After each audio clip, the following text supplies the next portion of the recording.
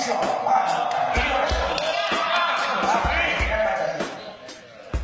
dari Partai Demokrat mengatakan saya ini seorang Kristen. Siapa tak kenal Ruhut Sitompul, politisi Partai Demokrat yang baru saja dipecat ini dikenal karena omongannya yang ceplas-ceplos. Ruhut pernah bersitegang dengan sejumlah tokoh umat Islam yang datang ke gedung DPR RI untuk menolak izin konser musik Lady Gaga. Namun Ruhut malah berteriak-teriak di depan tokoh Islam, tapi kemudian dia kabur. Ternyata nyali Ruhut tak sebanding dengan mulutnya. Ketika dikejar hingga ke dalam ruangannya, nyali Ruhut ciut. Inilah kisah Ruhut dikejar Ustadz Bahtiar Nasir. Saya mau menegakkan kebenaran. Jangan anarkis. Jangan anarkis. Siapa yang Jangan anarkis. Saya ingat Tuhan. Siapa yang anarkis? Siapa yang anarkis? Gak ada yang anarkis loh. Siapa yang anarkis? Oh ya, saya tetap menyatakan jangan anarkis. Ya, tolong. Ya, oke. Ya, tolong. Siapa yang anarkis? Jangan anarkis.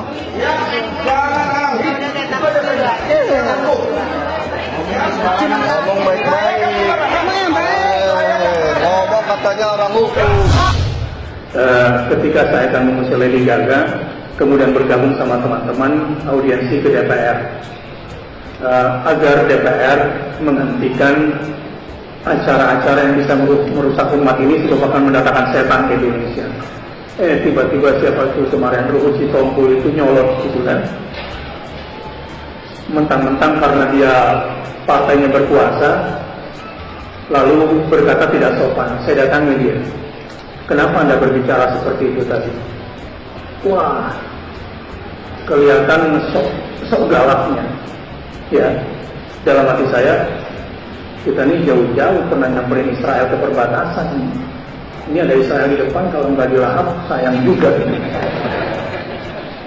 Tapi perlu sabar. Saya bilang, apa pernah Anda lihat saya anarkis? Kenapa tangan Anda tidak begitu sopan di hadapan kami? Dan ini adalah gedung DPR terhormat. Akhlak Anda tidak menunjukkan begitu. Saya bilang, jangan anarkis, saya dari partai berkuasa. Saya bilang, kalau kamu dari partai berkuasa, memang kamu hebat. Tunjukkan akhlakmu kalau kamu dari partai berkuasa. Dia marah dengan bahasa itu, saya sampai terus. Sambil saya taruh tangan saya di belakang, sebab saya khawatir kalau saya uppercut nanti. Sabar, karena kekuatan itu bukanlah hanya pada kekuatan fisik, walau fisik harus kuat. Ya minimal anak muda kalau pusat 30 gak usah berhentilah. Kita harus sabar, memang ketika saatnya kita harus bertarung, ya seperti para sahabat di perang Mu'tah. Di perang Mu'tah bagaimana para sahabat? Ya, Rasulullah dalam wahyunya sudah mendapatkan gambaran bahwa ini akan terjadi peristiwa besar.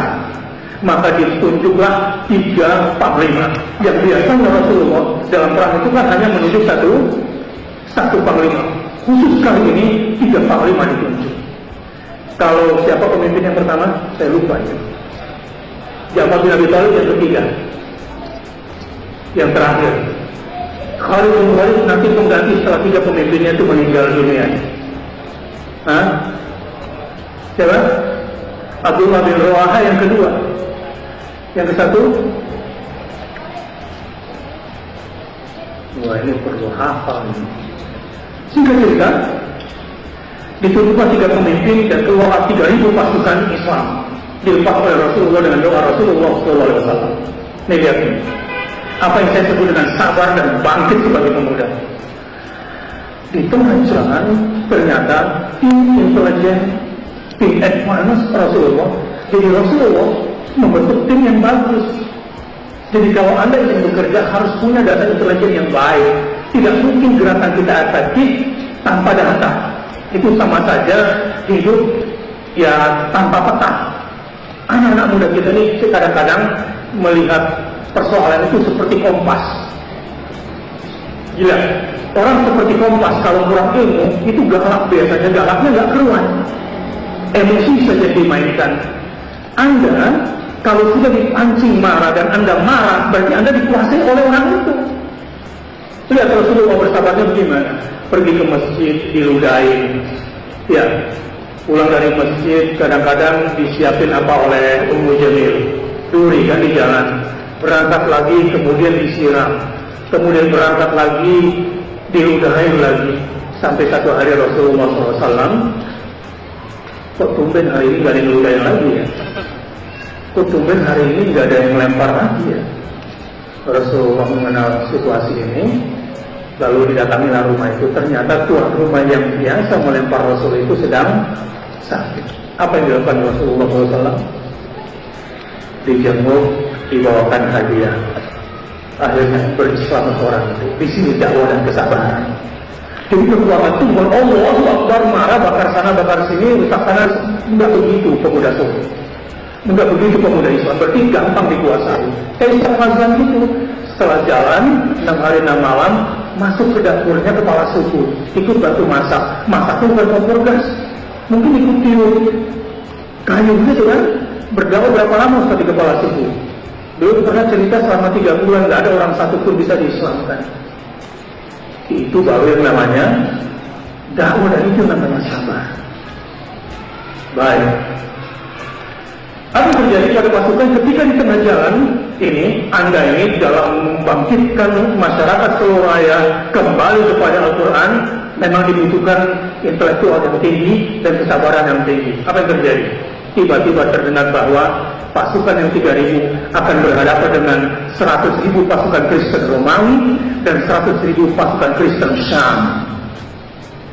Jadi berapa itu yang dihadapi? 200.000 lawan 3.000.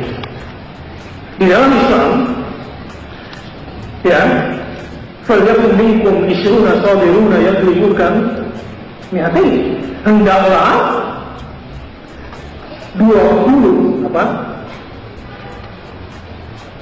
orang sabar mengalahkan 200 orang kafir. Jadi 1 banding berapa? 1 banding 10. Ayat selanjutnya di ayat 66, alimallahu annabikum do'fa. Hendaklah 1.000 orang mengalahkan 2.000 orang. Berarti 1 banding berapa itu? 1 banding 2. Jadi dalam Islam haram hukumnya sebagai pemuda kalau 1 banding 2 itu haram hukumnya. Jadi waktu saya dihadapkan sama Ruhut Sitompul, cuma 1, separuh kali di mata saya secara fisik.